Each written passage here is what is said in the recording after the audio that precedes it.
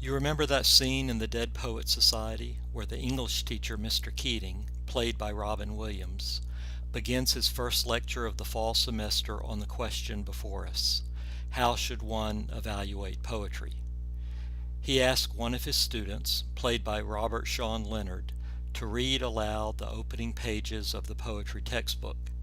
As you will see in a minute, the textbook presents a so-called scientific method for evaluating poetry, more obviously inspired by Frederick Winslow Taylor's scientific management than by Shakespeare, Shelley, or Keats. If the poem's score for perfection is plotted on the horizontal of a graph, and its importance is plotted on the vertical, then calculating the total area of the poem yields the measure of its greatness. A sonnet by Byron might score high on the vertical, but only average on the horizontal.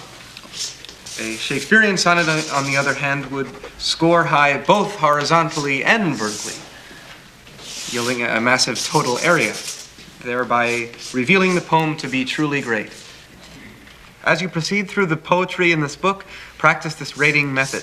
As your ability to evaluate poems in this manner grows, so will your enjoyment and understanding of poetry.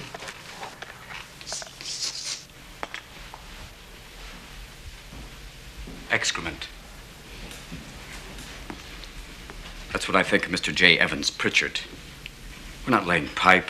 We're talking about poetry. I mean, how can you describe poetry like American Bandstand? Well, I like Byron. I give him a 42, but I can't dance to him. Now, I want you to rip out that page.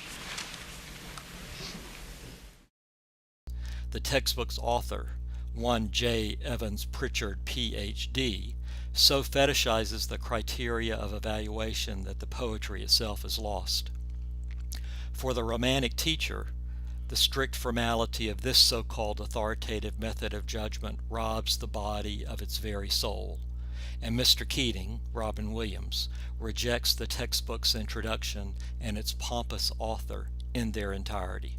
I think about evaluation of video assignments. Actually, I think about evaluation of all of my assignments in the way that Robin Williams' character in Dead Poets Society does.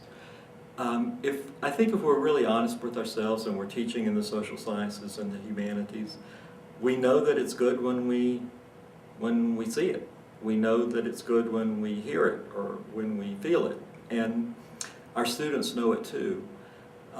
I think all of my students are capable of brilliant and excellent work, and that I've got to figure out a way, and they've got to figure out a way to find the inspiration and find the commitment and the will and the insight to do it. So I do give my students criteria, but I tell them that that criteria doesn't matter as much as them getting to the heart of the matter.